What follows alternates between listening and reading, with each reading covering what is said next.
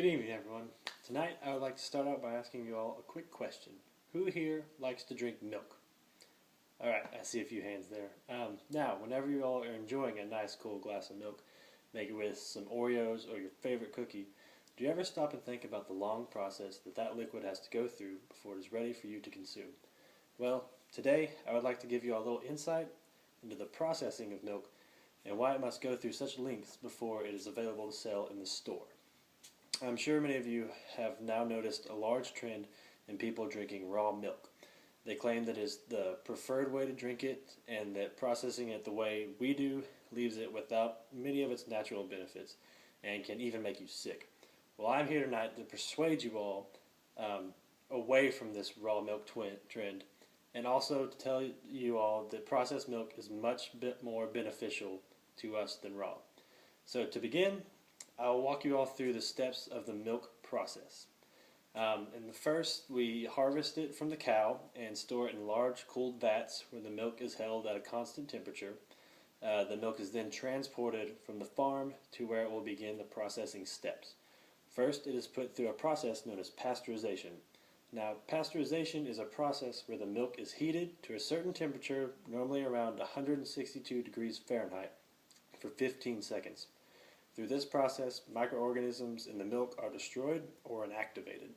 After this, the pasteurized milk is then homogenized, and homogenization is the process where fat globules in the milk are broken up and evenly dispersed throughout the liquid. This keeps the milk from forming multiple layers of water and cream.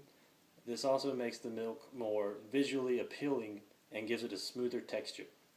The milk is then fortified with vitamins A and D, which are not normally found in regular milk. The milk is then separated and divided into different percentages, like the ones we find in the store, 1%, 2% whole milk, and then it is bottled and shipped to the stores where it is ready for consumer purchase. So, in this long process, we noticed two key steps. It was the pasteurization and the fortification. In raw milk, these steps are left out, not used at all. Without pasteurization, many microorganisms are allowed to grow in the milk and can possibly harm or kill consumers. One pathogen that has been found to be really prevalent in raw milk is called Listeria monocytogenes. This bacteria causes the foodborne disease known as listeriosis, which has a mortality rate of around 24% according to a research found by a PMC article. When compared to the mortality rate of other foodborne diseases, this is very high. According to the Food and Drug Administration, also known as the FDA, raw milk can also cause salmonella and E. coli, all of which can be stopped by simply pasteurizing the milk.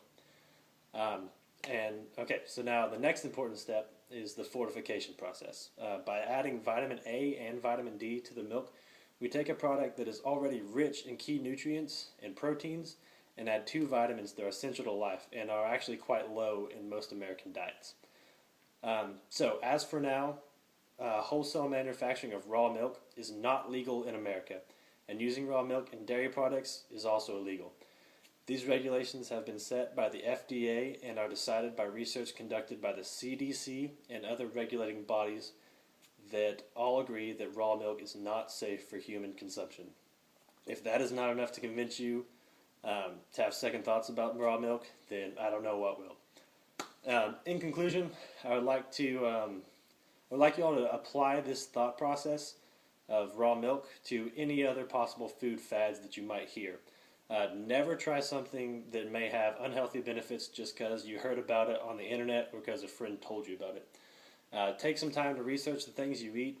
If the FDA or the CDC have made claims to or risks about the product being smart to avoid, then I think you should definitely listen to them. Thank you all for listening. Have a good night.